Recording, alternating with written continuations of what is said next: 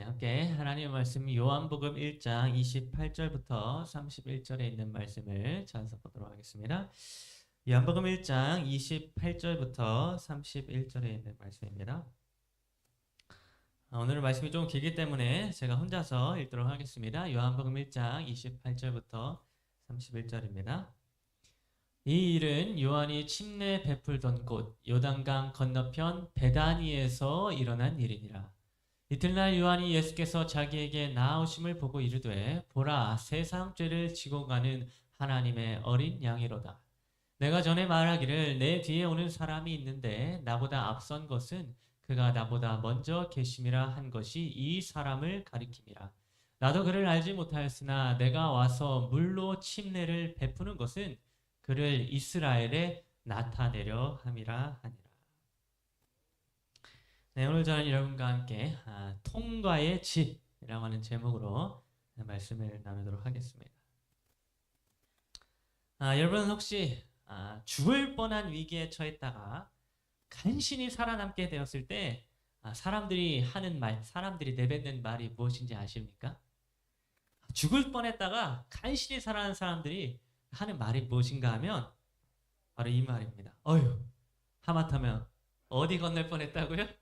네, 요단강 건널 뻔했네. 네, 이런 말을 하는 것입니다.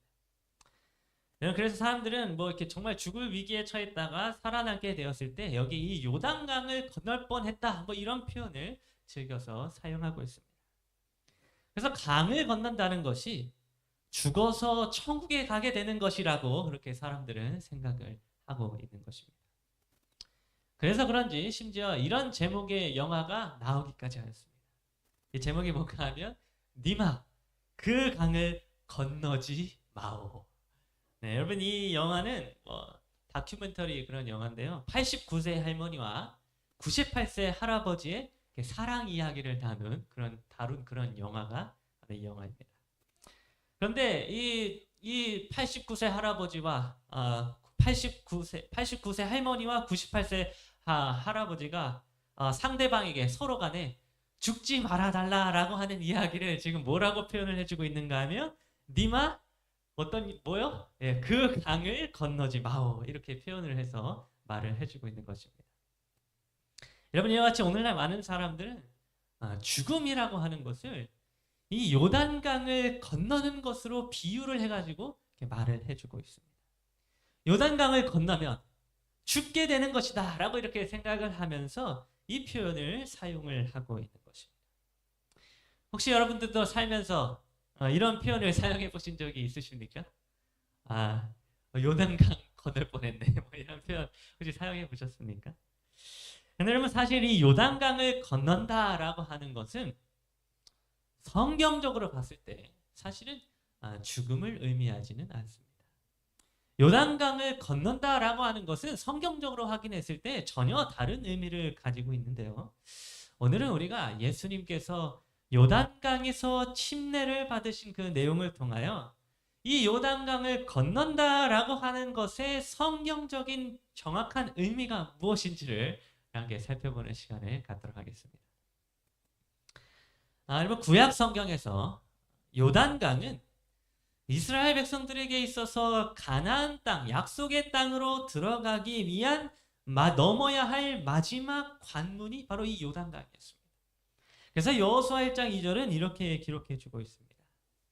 내 종 모세가 죽었으니 이제 너는 모든 백성과 더불어 일어나 이 요단을 건너 내가 그들 곧 이스라엘 자손에게 주는 그 땅으로 여러분 하나님께서는 이스라엘 백성들에게 젖과 꿀이 흐르는 땅, 곧 가나안 땅을 주시겠다고 약속하셨습니다. 그런데 그 약속의 땅, 가나안 땅으로 이스라엘 백성들이 들어가기 위하여 넘어야 할 마지막 관문이 있었는데 그것이 바로 이 요단강이었습니다. 여러분 이스라엘 백성들에게 있어서 이 요단강은 반드시 건너가야만 하는 그런 강이었습니다. 하나님의 약속을 이루기 위하여 그들은 요단을 건너라고 하는 이 하나님의 말씀에 순종하여야 하였던 것입니다. 그래서 이스라엘 백성들이 이 요단강을 건너지 않는다면 그들은 더 이상 하나님의 백성이 될 수 없었습니다. 그들이 요단강을 건너기를 포기한다면, 이 강 건너기 너무 어려워 이러면서 그 강을 건너기를 포기하면 그들은 광야에서 계속해서 방황하다가 약속의 땅에 들어가지 못한 채 그저 죽게 될 것이었습니다. 그렇기 때문에 이스라엘 백성들에게 있어서 그들 앞에 놓여있던 이 요단강을 건넌다라고 하는 것은 약속의 땅에 들어가서 생명을 얻게 되는 것을 의미하였고, 반대로 요단강을 건너지 못한다는 것은 죽음을 의미하였습니다. 그런데 강을 건너야 했던 이 이스라엘 백성들에게 당시 이 요단강은 죽음의 강으로 그 모습이 변해져 있었습니다. 이때 이스라엘 백성들이 이때 강을 건너야 했던 그때 그 계절이 봄이었는데요. 이 봄은 산에 있었던 눈들이 다 녹아내려서 요단강에 물이 불어나서 사람의 힘으로는 도저히 건널 수 없는 그런 계절이었기 때문에 요단강이 도저히 건널 수 없는 그런 죽음의 강이 되어버렸던 것입니다. 그래서 여러분, 이 불어나게 된 요단강으로 말미암아 이스라엘 백성들은 사실 다 죽을 수밖에 없었습니다. 스스로의 힘과 노력으로는 결코 건널 수 없는 죽음의 강이 그들 앞에 놓여지게 된 것입니다. 그래서 이스라엘 백성들의 운명은 이 죽음의 강 앞에서 그 강을 건너지 못한 채 그저 광야에서 방황하다가 마침내 다른 나라 사람들에게 침략을 당하거나 광야의 위험으로 말미암아 죽게 되는 것이 그들의 운명이었습니다.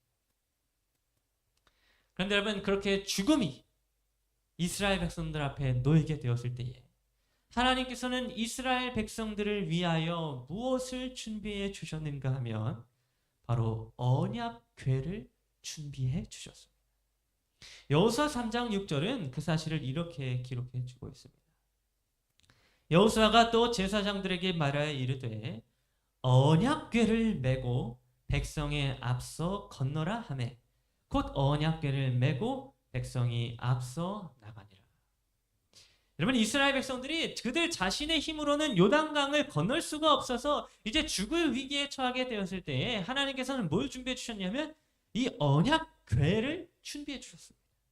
하나님께서는 제사장들로 하여금 이 언약궤를 매도록 하시고 그 언약궤가 이스라엘 백성들보다 먼저 앞서서 요단강 안으로 들어가도록 하셨던 것입니다. 그러면 사실 이 언약궤는 어디에 있어야 하는 것입니까? 이 언약궤는 원래 어디에 있습니까? 네, 그 성소 중에서도 지성소 안에 있는 것이 이 언약궤였습니다. 언약궤가 본래 있어야 할 자리는 바로 성막 안이었다고 하는 것입니다. 그런데 지성소 안에 있어야만 하는 언약궤가 지금 어디로 나오게 되었는가 하면 바로 여기 죽음의 강, 요단강 안으로 들어가게 된 것입니다. 여러분, 성막 안에 있어야 하는 이 언약궤가 성막 밖으로 나와서 죽음의 강 안으로 들어가게 되었을 때에 여러분, 놀랍게도 어떠한 일이 일어나게 되었는가 하면 그 죽음의 강 요단강이 갈라지고 땅이 마르게 되어서 이스라엘 백성들이 그 죽음의 강을 요단강을 건너게 되는 그런 놀라운 기적이 일어나게 된 것입니다. 여러분, 이 언약궤로 말미암아 성막 밖으로 나와서 요단강 안으로 들어간 이 언약궤로 말미암아 죽을 수밖에 없었던 이스라엘 백성들이 비로소 요단강을 건너가서 생명을 얻을 수 있게 되었던 것입니다. 그들 스스로의 힘으로는 도저히 건널 수 없었던 죽음의 강 요단강을 이스라엘 백성들이 이 언약궤로 말미암아 건너갔던 것입니다. 그런데 여러분, 이 언약궤가 상징해주고 있는 것이 있습니다. 여러분, 이 언약궤가 상징해주고 있는 것이 무엇입니까? 네, 이 죽음의 강 요단강 안으로 들어가게 된 이 언약궤는 바로 예수 그리스도를 상징해 주고 있습니다. 여러분, 사람의 힘으로는 도저히 건널 수 없는 요단강, 죽음의 강으로 들어가게 된 이 언약궤는 우리를 위하여 십자가에 달려 돌아가신 예수 그리스도의 모습을 상징해 주고 있는 것입니다. 여러분, 하나님이신 예수님께서 원래 있으셔야 했던 자리는 어디였는가 하면 이 땅이 아니라 바로 하늘이었습니다. 예수님이 본래 있어야 할 그분의 자리는 이 땅이 아니라 저 하늘 보좌였던 것입니다. 그런데 주님께서는 저 하늘 보좌를 버리고 이 땅, 곧 죽음의 강을 향하여 내려오셨습니다.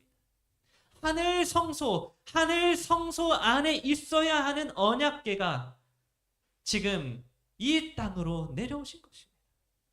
마치 이 땅에서 성막 안에 있어야 했던 언약궤가 성막 밖으로 나와서 죽음의 강으로 들어가게 되었던 것처럼 하늘 보좌에 있으셔야 하는 예수 그리스도께서도 하늘 성소 안에 계시지 않으시고 이 땅에 친히 내려오셔서 죽음의 강, 그 십자가의 길을 걸어가셨던 것입니다. 그래야 세상 사람들은 이 땅에서 죽을 수밖에 없는 운명에 처한 사람들이었지만 여기 십자가에 달려 죽으신 예수 그리스도로 말미암아 죽음의 강 요단강이 열리게 되었고, 그리하여 그분을 믿는 자마다 죽지 않고 요단강을 건너갈 수 있게 되는 그런 놀라운 축복을 누리게 된 것입니다. 예수 그리스도의 십자가가 우리 앞에 놓여져 있는 사망의 강을 건널 수 있도록 하신 것입니다. 여러분, 마태복음 3장 13절은 이런 말씀을 기록해 주고 있습니다. 이때 예수께서 갈릴리로부터 요단강에 이르러 요한에게 침례를 받으려 하시니. 여러분, 예수님께서는 갈릴리로부터 요단강에 이르러서 요단강으로 나아가셨습니다. 그리고는 그 요단강에서 침례 요한에게 침례를 받으셨습니다. 물속에 잠기는 침례를 예수님이 침례 요한에게 받으신 것입니다. 그런데 여러분, 예수님이 요단강에서 침례를 받으신 이유가 무엇이었습니까? 여러분, 예수님이 왜 침례를 받으셨습니까? 여러분, 사실 예수님은 우리 사람처럼 죄가 없으신 분이기 때문에 사실 예수님은 죄의 사함을 받기 위한 이 침례를 받으실 이유가 전혀 없으셨습니다. 그런데 왜 예수님께서는 죄가 없으신 분이신데 왜 굳이 침례 요한에게 나아가서 요단강에서 침례를 받으셨을까요? 왜 예수님은 이때 침례를 받으셔야만 하였을까요? 여러분, 죄가 없으신 예수 그리스도께서 요단강에 나오셔서 침례를 받으셨던 그 이유는 바로 우리 세상 사람들로 하여금 죽음의 강, 곧 요단강을 건널 수 있도록 하시기 위함. 여러분, 구약시대에 이스라엘 백성들이 불어나게 된 그 요단강을 건널 수 없게 되었을 때에 언약궤가 그 요단강 속으로 들어가게 되므로 요단강이 열리게 되었던 것처럼 그 언약궤가 상징해 주고 있는 예수 그리스도께서도 친히 요단강 안으로 들어가서 침례를 받으심으로 우리를 위하여 물 속에 잠기심으로 우리 세상 사람들로 하여금 요단강을 건너 죽음을 건너 생명을 얻을 수 있도록 하셨던 것입니다. 여러분, 예수님이 여기 이 요단강으로 오지 않으셨다면, 예수님이 요단강으로 오시지 않고 그 물속에 잠기시는 일을 하지 않으셨다면 오늘날 살아가는 이 세상 사람들은 죽음의 강을 결코 건너지 못하게 되었을 것입니다. 우리 사람 스스로의 힘으로는 이 죽음의 강을 건널 수 있는 능력이나 힘이 없기 때문에 사람들은 이 요단강을 건너지 못하고 결국 모두 사망에 이르게 되었을 것입니다. 그런데 예수 그리스도께서 우리를 위하여 요단강에 찾아오시고 그곳에서 물속에 잠기시고 다시 물속에서 올라오심으로 말미암아 우리를 막고 있는 죽음의 강이 열리도록 하셨던 것입니다. 그리하여 우리는 이제 예수 그리스도를 통하여 죽음의 강 요단강을 건널 수 있게 되었습니다. 예수 그리스도께서 죽음의 강에서 우리를 위하여 대신 죽으셨다가 살아나심으로 말미암아 오늘 우리들 앞에 놓여져 있는 죽음의 강이 갈라지게 되었고 그 길을 가로질러서 건너갈 수 있게 된 것입니다. 여러분, 예수님이 요단강에 오셨던 이유가 바로 이것이었습니다. 죄가 없으신 분께서 물속에 잠기셔야만 했던 이유가 바로 이것인 것입니다. 주님은 오늘 우리들로 하여금 죽음의 강을 건널 수 있도록 하시기 위하여 친히 요단강을 찾아오셨던 것입니다. 그래서 엘렌 G 화이트는 시대의 소망 111페이지에서 예수님이 침례 받으신 그 이유에 대하여 이렇게 기록해 주었습니다. 예수께서는 자신의 죄를 고백하는 의미로 침례를 받으신 것이 아니었다. 그는 죄인과 같이 되셔서 우리가 걸어야 할 걸음을 걸으시고 우리가 하여야 할 일을 행하신 것뿐입니다. 여러분, 우리 죄인들이 걸어야 할 걸음은 죽음의 강에 들어가 죽는 것이었습니다. 우리 죄인들이 해야 할 일은 죄로 인해 죽음의 강에서 죽임을 당하는 일이었습니다. 그런데 주님께서 바로 우리가 걸어야 할 걸음과 우리가 해야 할 일, 그 죽임을 당하는 일을 대신 당하여 주시기 위하여 요단강에 들어가 침례를 받으셨다고 하는 것입니다. 주님은 우리가 걸어가야 할 십자가의 길을 대신 걸어가셨습니다. 그리고 주님은 우리가 당해야 할 사망의 해를 대신 당하셨습니다. 그리하여 오늘 우리들이 주님으로 말미암아 요단강을 건널 수 있게 된 것입니다. 여러분, 요한복음 1장 28절은 예수님께서 침례를 받으셨던 장소에 대하여 이렇게 기록해 주고 있습니다. 이 일은 요한이 침례 베풀던 곳 요단강 건너편 베다니에서 일어난 일이니라. 여러분, 예수님이 침례 받으셨던 곳이 요단강이었는데요. 그 요단강 건너편이 베다니라고 이름하는 곳이었다라고 성경은 기록해 주고 있습니다. 그런데 여러분, 여기 이 베다니라고 하는 이름의 뜻이 무엇인가 하면 건너는 집 혹은 통과의 집을 의미해 주고 있습니다. 여러분, 이 베다니라고 하는 이름은 이 여호수아 때 그 이스라엘 백성들이 언약궤를 통하여 요단강을 건너가게 되었던 그 사건을 기념하기 위하여 지어진 이름이 베다니였습니다.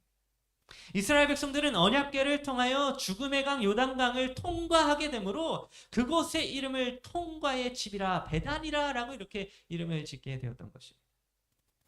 그런데 이와 마찬가지로 여러분, 예수 그리스도께서는 오늘 저와 여러분들이 죽음이라고 하는 사망의 강을 통과할 수 있도록 하시기 위하여, 우리가 그 강을 건너갈 수 있도록 하시기 위하여 친히 요단강 물에 잠기셨습니다.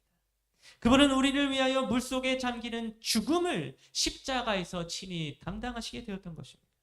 그리하여 오늘 우리는 우리를 대신하여 십자가에 달려 죽으신 예수 그리스도를 통하여 그분을 믿는 자마다 죽음의 강을 건너가고 통과할 수 있는 그런 귀한 특권을 누릴 수 있게 되었습니다. 우리를 막고 있었던 죽음의 강이 이제는 그저 지나쳐 갈 수 있는, 건너갈 수 있는 통과의 집으로 바뀌게 될 것입니다. 여러분, 오늘 우리 모두는 죽음의 강을 통과해서 건너가야 할 자들입니다. 우리의 인생은 죽음이라고 하는 요단강 앞에서 그냥 끝나게 되는 것이 아니라, 요단강 앞에서 뒤로 돌아가고 마는 자들이 아니라 그 강을 건너고 통과해서 영원한 생명을 얻어야 하는 자들이라고 하는 것입니다. 그래서 여러분, 오늘날 우리가 살아가고 있는 이 땅에 있는 우리의 집들은 모두 다 베다니, 곧 통과의 집이라고 하는 것입니다. 우리는 잠시 잠깐 이 땅을 지나쳐갈 뿐인 나그네들이라고 하는 것입니다. 여러분, 오늘 우리의 집은 우리가 살고 있는 이 땅에 있는 것이 아니라 저 하늘에 있다고 성경은 말해주고 있습니다. 이 땅에 있는 집은 그저 이 베단이라고 하는 이름처럼 잠시 잠깐 지나쳐갈 통과의 집일 뿐이요, 저 하늘에 있는 집, 곧 하늘 본향이야말로 우리가 마침내 영원토록 정착하게 될 영원한 집이라고 하는 것입니다. 그러기 위하여 오늘 우리는 우리 앞에 놓여져 있는 요단강을 건너가야 합니다. 세상 사람들처럼 요단강을 건너지 말아야 할 강이라고 부르고 여기는 것이 아니라 반드시 건너가야 하고 통과해야 할 강으로 여기고 요단강을 건너는 자들이 되어야 하는 것입니다.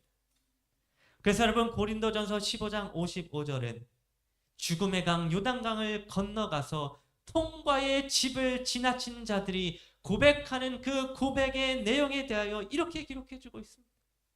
사망아, 너의 이기는 것이 어디 있느냐? 사망아 너의 쏘는 것이 어디 있느냐? 우리 주 예수 그리스도로 말미암아 우리에게 이김을 주시는 하나님께 감사합니다. 오늘 저와 여러분들을 대신하여 죽음의 강 요단강 속으로 잠기신 예수 그리스도로 말미암아 오늘 우리는 사망으로부터 승리하게 되었습니다. 우리는 이제 죽음의 강 요단강을 건너서 영원한 생명을 얻을 수 있게 된 것입니다. 그러면 오늘 저와 여러분 모두가 이런 예수 그리스도를 기억하고 이러한 예수 그리스도를 바라보고 마침내 이 땅을 통과의 집 베다니로 여기고 요단강을 건너가는 자들이 되기를 간절히 바랍니다. 요단강을 건너지 말아야 할 강으로 여기는 것이 아니라 반드시 건너가야 할 강으로 여기는 자들이 되기를 간절히 바랍니다. 그래야 우리 모두가 저 하늘집에서 함께 만나 우리가 이 땅에서 예수 그리스도로 인하여 통과의 집을 무사히 지나쳐 왔다고 서로 고백하게 되는 그러한 기쁨의 순간을 맞이할 수 있는 그런 저와 여러분 모두가 되기를 간절히 바라면서 오늘 말씀을